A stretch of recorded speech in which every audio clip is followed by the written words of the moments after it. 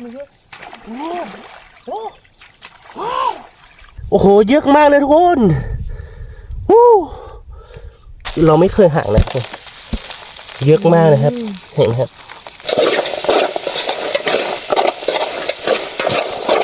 นี่ฮะมันมากแล้วก็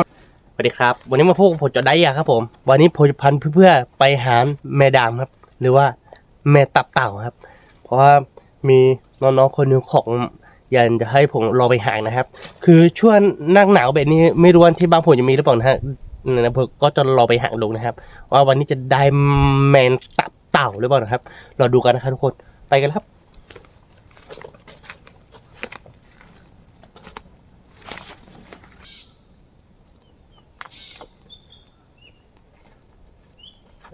น้ำน้ำคงมีอยู่นะทุกคนน้ำมีอยู่ครับแต่ว่าผมไม่รู้ว่าช่วงนี้มันจะมีแมงตับเต่าแล้วครับเราดูกันนะครับว่าวันนี้เราจะได้กินหรือเปล่าครับแมงตับเต่าเนี่ยเขาทำกินกันยังไงแล้วก็เขาหัดกันยังไงผมก็ยังไม่รู้นะครับ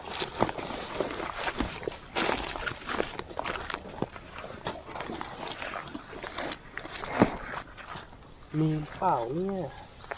หวังว่าคุณจะมีเด้อโอ้ได้ปลาตัวเล็กโอ้ได้ครับวู้มินจริงๆครับนี่น้องๆพี่มาหางให้แล้วนะครับแต่พี่ต้องทำกินยังไงพี่ก็ยังไม่รู้นะครับดูแม่ตับเต่าหน้าตาแบบนี้ใช่ไหมครับนี่มันมีตัวสั้นแล้วก็ตัวสูงนะครับตัวยาวๆนะครับทุกคนนี่ฮะแม่ตับเต่าครับแต่ไม่รู้ว่าจะมีแม่ดังหรือเปล่าไม่รู้ว่าผมจะได้กี่ตัวนะครับวันนี้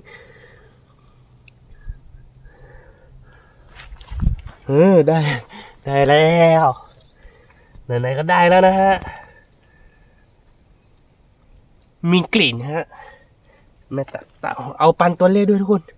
เดี๋ยวเอาไปทำกิน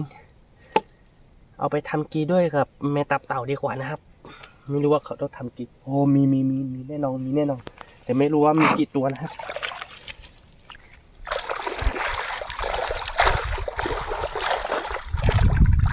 โอ้มีทุกโอ้ได้เยอะจัดว้าวเยอะมากเลยมันมีรูดตัวเล็กด้วยทุกคนเราจะเอาแต่ตัวใหญ่ๆห้ามตัวนะฮะโอ้โห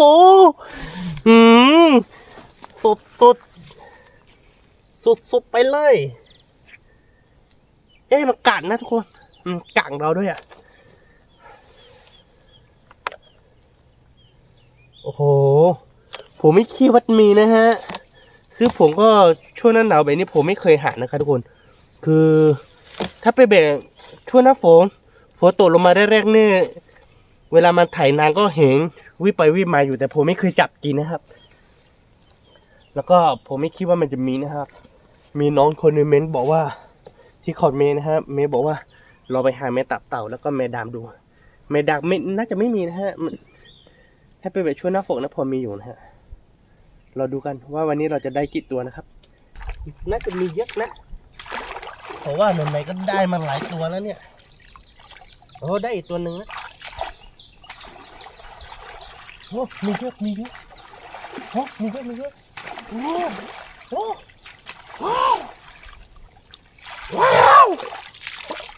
ว้าวทุกคนว้าวจริงๆเลยทุกคนดู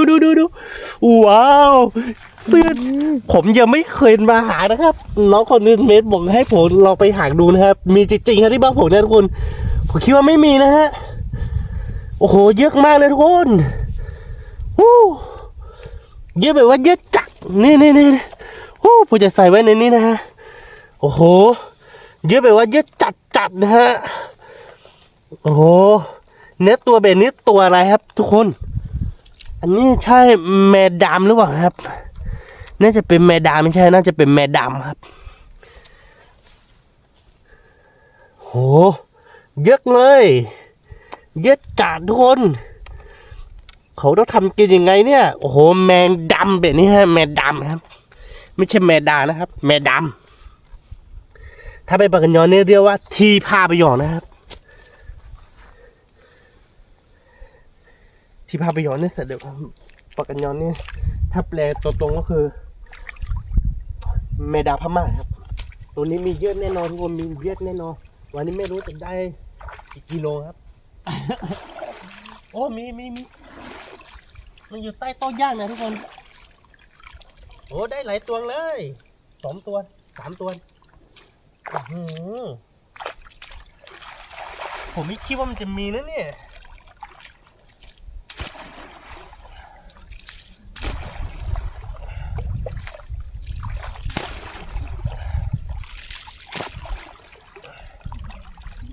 โอ้ได้แล้วโอ้ยมีหนอนตัวหนึ่งครับเห็นไหมเห็นอยู่มันก็ไม่ได้น่ากลัวนะโคมันกลัวนะ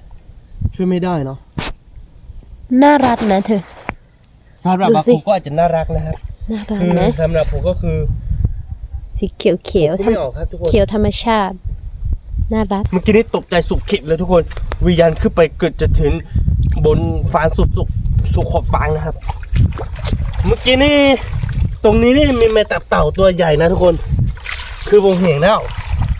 แต่ว่ามีหนอนตัวหนึ่งครับเราดูว่ารอบนี้ผมจะได้กี่ตัวหน้าทุกคนมันดูกันนะครับผมว่าผมได้เยอะแน่นอนครับโอ้กี่ตัวเนี่ยโอ้พอเยอะอยู่นะทุกคนดูหลายตัวนะครับนี่วิทย์ไปวิทย์มาครับวิทย์ไปวิทย์มาครับ1 2 3ใส่ก่อนดีกว่า4 5มีปันตัวเล็กตัวหนึ่งครับเอาไปทำกินฮะได้หลายตัวอยู่นะคะทุกคนผมไม่คิดว่ามันจะมีนะคะที่บ้านผมนะมีอันนี้ด้วยทุกคนเอาไปกินด้วยหรือเปล่าเนี่ยเอาไปกินไว้ก็ได้เลยตัวนึงผมตกใจเกิดจะเป็นลมเลยทุกคนเมื่อกี้โ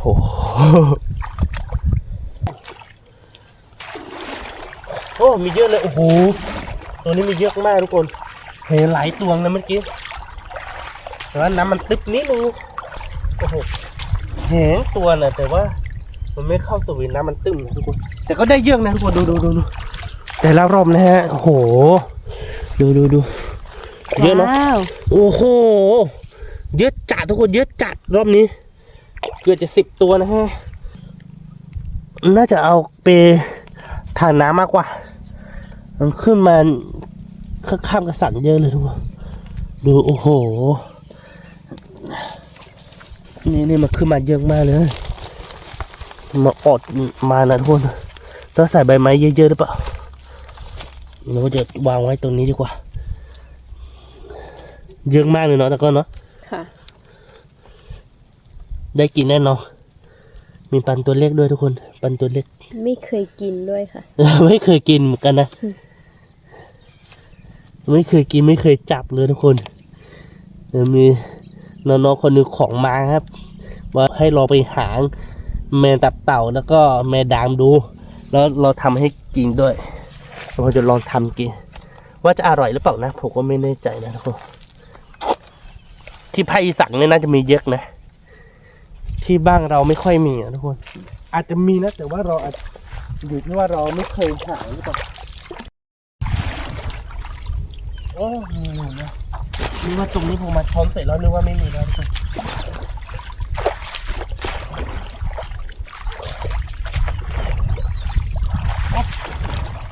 โอ้ผีเยอะเลย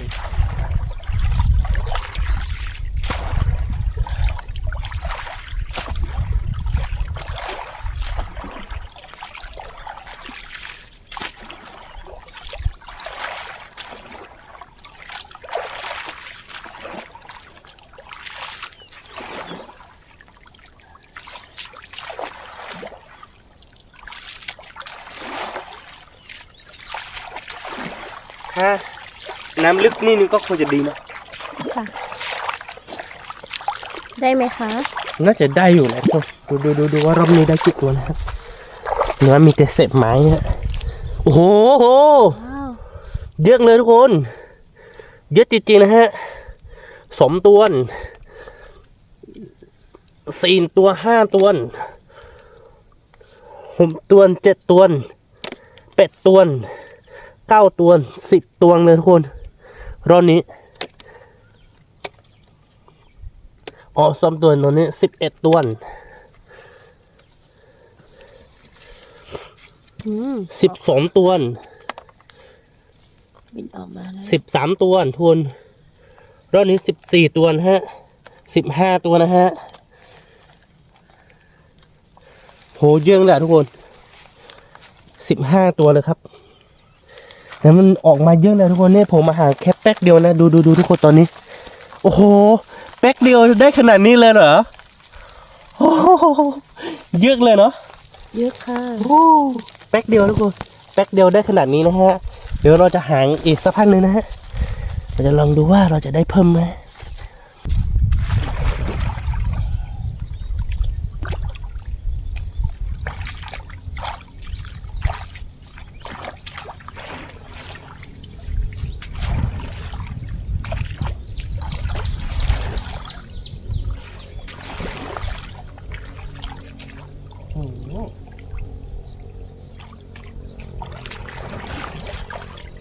มีเยอะนะ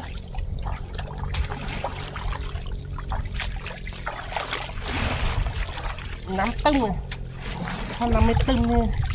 มันจะเข้าสวีเยอะกว่าดูนะนี่คือผมก็ยังไม่เคยหางนะมีน้องๆคนนึงไม่บอกก็เลยหักมั่งก็มีนะทุกคนเนี่ยแม่ตับเต่าฮะเยอะเลยทุกคนโหตอนนี้ก็ได้เยอะนะครับแล้วเขาไปช้องอีกรอบ2 รอบแล้วก็เราก็จะไปทำกินกันนะครับทุกคนแม่แบบนี้ผมก็เรียกไม่ถูกนะทุกคนไม่รู้ว่ากินได้หรือเปล่านะเดี๋ยวผมจะเราไปทำกินดูนะฮะ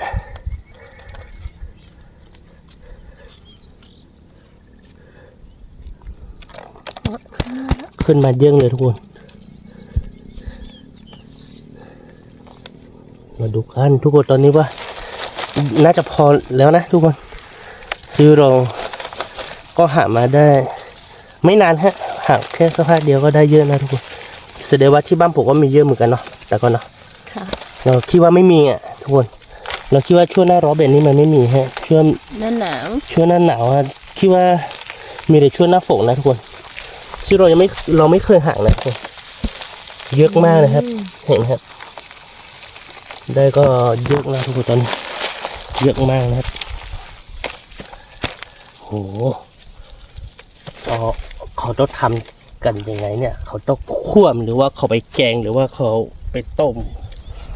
เดี๋ยวผมจะรออีกรอบนึงนะทุกคนอีกรอบนึงแล้วก็เราก็จะไปทำกินกันนะฮะตอนนี้ขอแค่3 ตัวพอครับ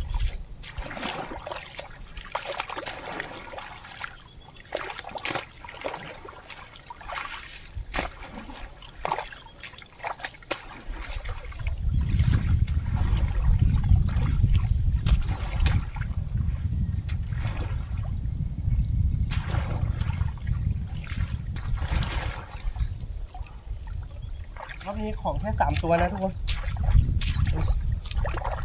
แต่ตอนนี้ก็เห็น2 ตัวนะไม่รู้จะได้3 ตัวหรือเปล่าแต่มันมีเยอะนะทุกคนมันก็น่าจะอร่อยนะหรือว่าได้ไม่ถึง3 ตัว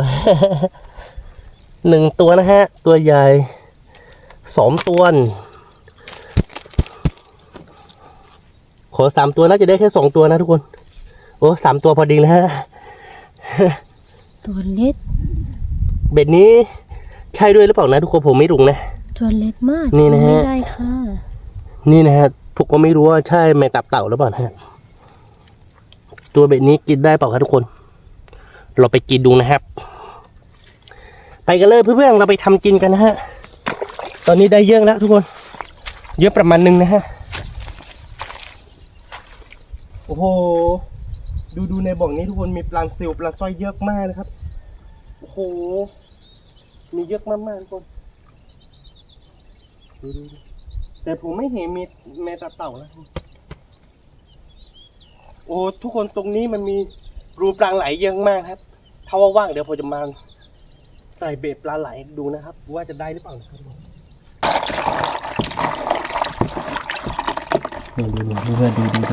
ดู เยอะมากๆนะครับ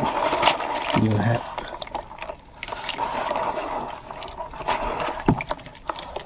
ดูเยอะจริงๆก็ทำเมนูอะไรเนี่ยส่วนมากจะมีแบบตัวยาวๆนะเขาเนาะตัวสร้างเนี่ยเป็นตัวเมียหรือว่าตัวผู้เราก็ไม่รู้นะทุกคนเบ็ดนี้มันจะเป็นตัวสร้างนะฮะเบ็ดนี้มันจะเป็นแบบตัวยาวๆนะทุกคนตัวยาวๆนี่มันจะมีเยอะมากๆเลยทุกคนนี่ดูทุกคนผมจะล้วนให้ดูนะฮะเต็มนี้ตัวสั้นๆไม่มีเลยทุกคนแท็กไม่มีนะฮะตัวสั้นๆมีแค่3ตัวนะฮะที่เหลือตัวยาวหมดเลยทุกคนเราทำกินกันดีกว่าทุกคนนี่ครับเพื่อนๆตอนนี้คือเราจะมันควบกันนะครับอร่อยแน่นอนครับทุกคน ผมก็ไม่รู้ว่าทำเมนูอะไรได้บ้างนะครับทุกคนได้กี่เมนูครับเพื่อนๆคนไหนรู้ก็เมย์บอกนะครับผมคือวันนี้เราจะมาทำเมนูคั่วแม่ตับเต่าครับหรือปากกันยอเรียกว่ากุยเลมือนั่นเองครับกุยเลมือครับทุกคนกุยเลมือดอดูเนาะเลยเดนดอดูแม่ตับเต่าที่เถียงนานมีเยอะครับทุกคนเรามาทำกินที่กระต้องนะฮะอย่าได้ไม่พังข้าวโพดก็มีครับทุกคน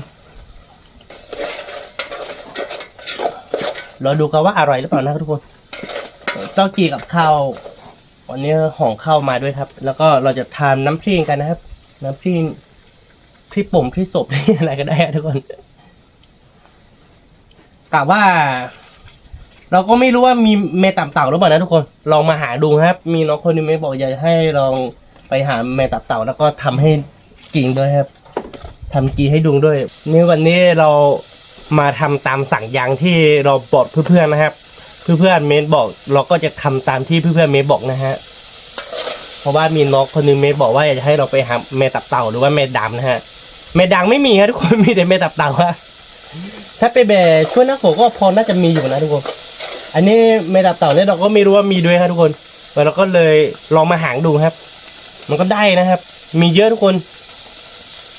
แต่ว่าผมกลัวหนอนครับเพราะว่าที่ผมไปช้องแม่ตับเต่าว่ามันมีหนอนเยอะนะทุกคนแบบว่ามันน่ากลัวมากๆครับ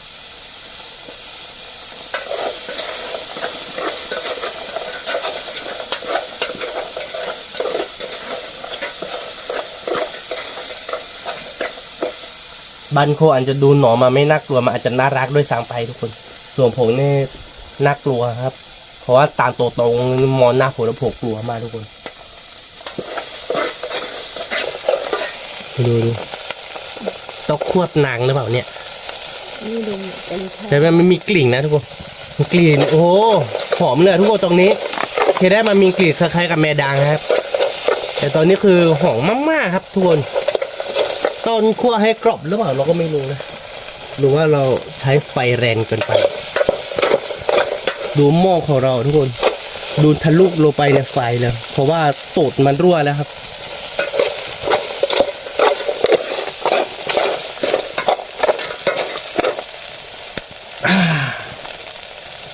หอมมากๆทุกคนหอมมากๆ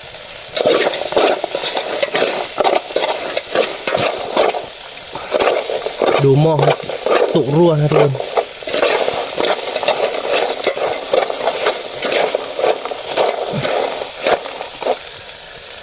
สุกหรือยังเนี่ยลองกินดูไหม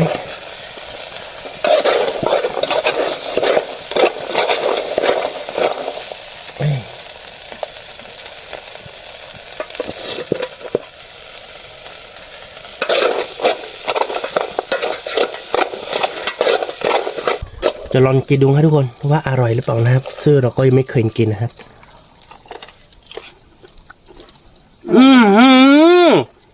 สุดยอดเลยครับน้อง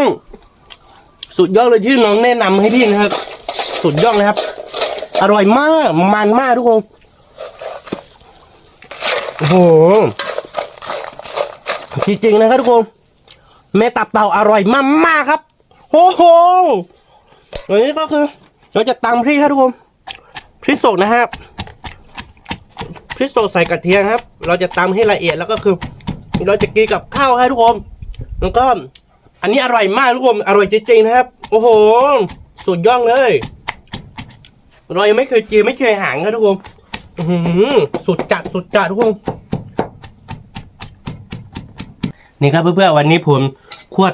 แม่ตับเต่าครับแม่ตับเต่าเยอะมากทุกคนมีน้องคนนึงเมนบอกผมว่าเราไปหาแม่ตับเต่าแล้วก็ทำให้กินดูครับคือผมก็ทำตามที่ผมบอกไว้ครับเพื่อนๆอยากให้ผมทำคลิปอะไรก็เมนบอกผมก็จะไปทำตามครับคือจะลองดูว่าวันนี้แม่ตับเต่ามันจะอร่อยขนาดไหนครับทุกคนลองกินดูหนึ่งตัวก่อนนะครับทุกคนนี่ฮะ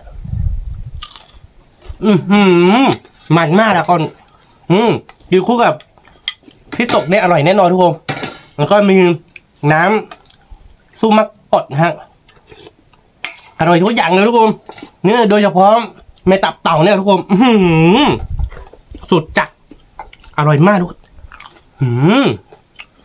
มันมากทุกคนมันมากทีแรกที่ผมไปจับนะทุกคนมันจะมีกลิ่นแบบว่าเหมือนแม่ดังครับผมไม่ค่อยชอบกลิ่นนะแต่ว่า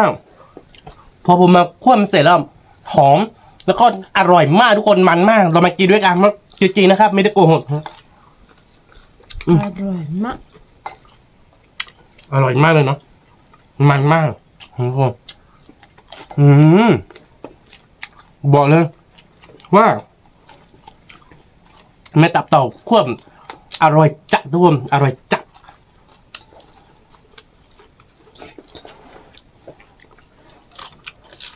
อร่อยค่ะคือเราก็ไม่เคยกินฮะไม่เคยห่างด้วยครับทุกคนไอ้ทั่วนะฝนแรกๆเนี่ยมันจะมีเยอะฮะในทุ่งนาครับซึ่งเราไม่เคยกินแล้วก็ไม่จับกินนะทุกคนมีน้องมีบอกว่าให้เราไปหาทั่วหน้าหนาวที่บ้านเราผมคิดว่าไม่มีด้วยซ้ำทุกคนผมก็เลยรอไปหาก็ได้อยู่นะทุกคนดีใจมากครับวันนี้อร่อยมากเลยครับผม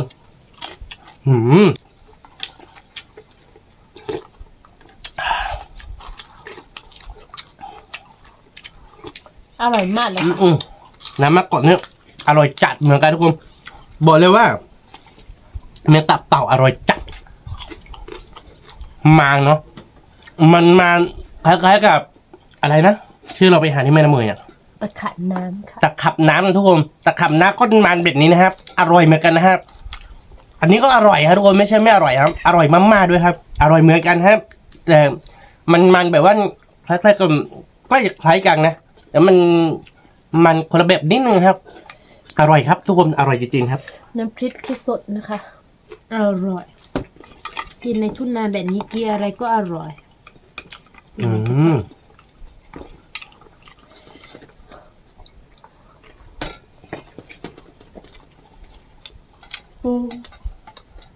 ซื้อมากินด้วยกันอร่อยมาก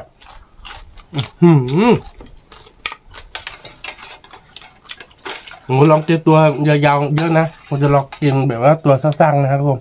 ตัวสั้นๆนี่มันอาจจะมาแบบไหนครับตัวสั้นๆมันจะมีกลีบเยอะกว่าแต่ก็อร่อยมากทุกคนอร่อยจริงๆครับ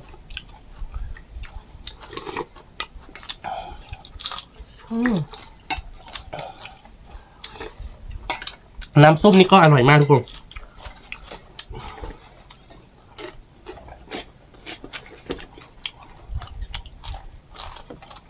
สุดยอดทุกคนสุดยอด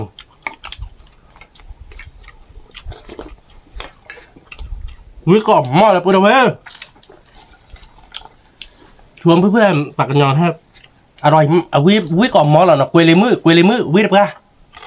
ปากกันยอนเรียกว่ากวยเลมือครับทุกคนกวยเลมือวิดโตดปะ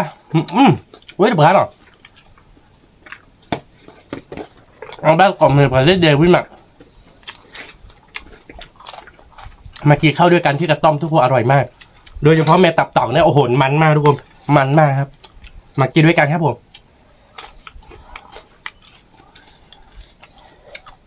กูเลยมือวิสลงแล้วก็มันอร่อยน้ำที่นี่หมดแล้ว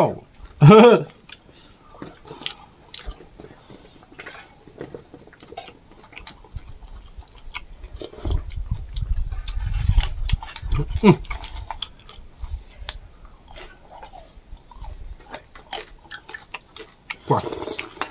สุดยอดเลยทุกคน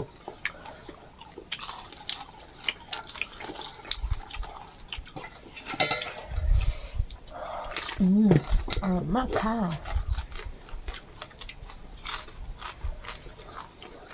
เอาพริกเพิ่มไหมครับไปเติมให้ทีนี้พริกเผาครับพริกเผาก็น่าจะอร่อยนะแต่ก็ทุกคนมันกินด้วยกันครับโอ้โหเมดับเต่าเนี่ยสุกๆเลยทุกคน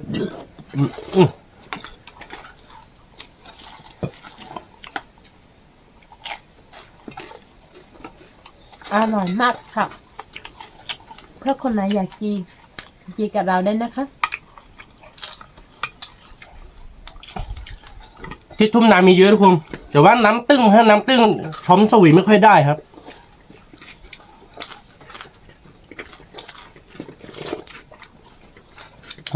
ทีนี้เปลี่ยนเป็นพริกเผาเต็มครบอีกแล้วทุกคนอร่อยแน่นอนครับมากินด้วยกันครับดูเพื่อนที่เน้นๆครับ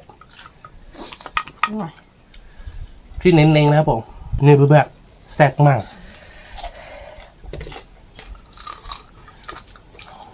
กรอบแล้วก็จะมันๆนะคะอร่อยมาก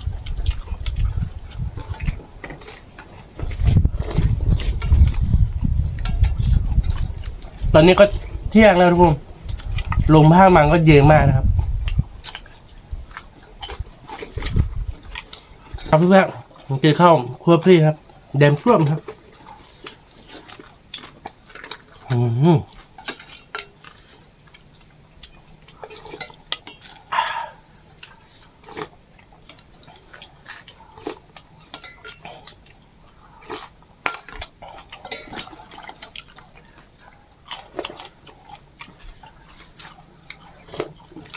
อร่อยแบบนี้นี่เองเราไม่เคยกินทุกคนครั้งแรกกินครั้งแรกอร่อยมาก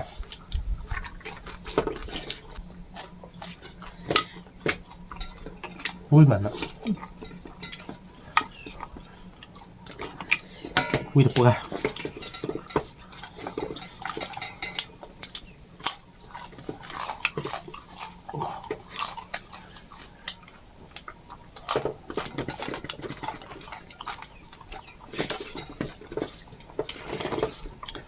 พริกสดหมดเติมพริกเผาทุกคนอร่อยเหมือนกันนะฮะ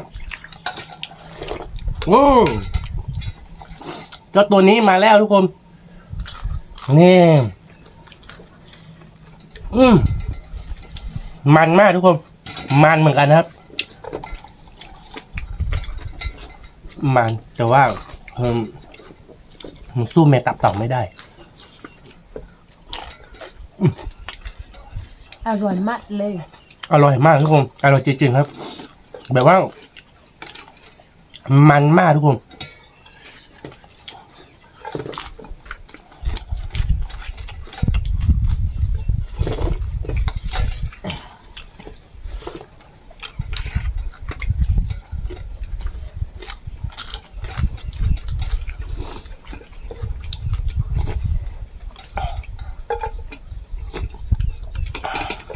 ทำหมดแล้วกินไม่ตับเต่า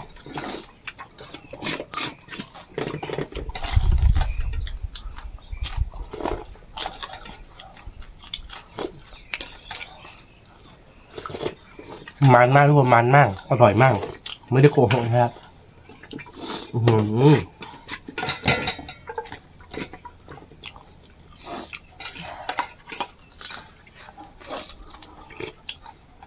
ที่บ้านผมไม่ค่อยมีคนหันกินอ่ะทุกคนเพราะว่าคนที่บ้านผมเขาไม่ค่อยเขาไม่ค่อยรู้เนาะไม่ใช่เขาไม่นิยมกินหรอกเขาไม่รู้เลยว่าช่วงหน้าหนาวมีทุกคนแต่ช่วงหน้าฝนแรงๆก็มันจะมี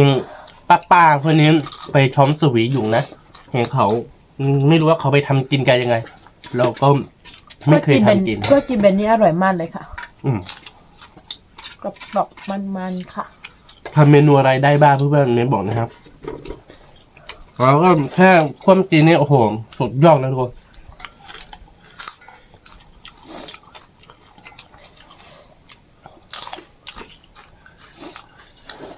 กรอบๆมันๆอ่ะอร่อยมากค่ะ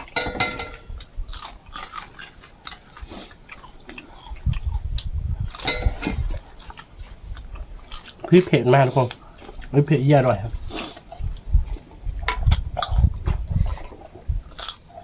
เราน่าจะหาให้เยอะกว่านี้เนาะเธอดา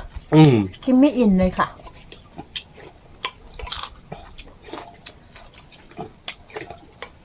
ปูตัวสุดท้ายนะคะน้ำมะกอกนี่สุดจัดทุกคนกินหมดแล้วเหรอเหลือหัวรุ่นหนึ่งทุกคนทุกอย่างคือสุดจริงสุดจัดทุกคนคือแบบว่าผมไม่รู้จะอธิบายยังไงทุกคนคือแบบว่ามันอร่อยมากๆครับมันมั่นแล้วก็กินกับพริกสดก็อร่อยพริกเผาก็อร่อยกินเฉพาะไม่ตับเต่าเฉยๆก็อร่อยทุกคนลองไปหางดูแล้วก็ไปคั่วดูฮะอร่อยจริงๆทุกคนผมบอกเลยว่าเมนูนี้สุดยอดครับถ้าเพื่อนๆอยากให้เราไปทำคลิปอะไรก็เมนบอกครับผมเราก็จะไปทำตามเลยที่เพื่อนๆแนะนำให้เราครับผมถ้าเพื่อนๆชอบใจคลิปของเราก็อย่าลืมกดไลค์กดแชร์ให้เพื่อนๆดูเพื่อเป็นกำลังใจให้กับเรานะครับผมเจอกันคลิปวิดีโอหน้าครับผมสวัสดีครับ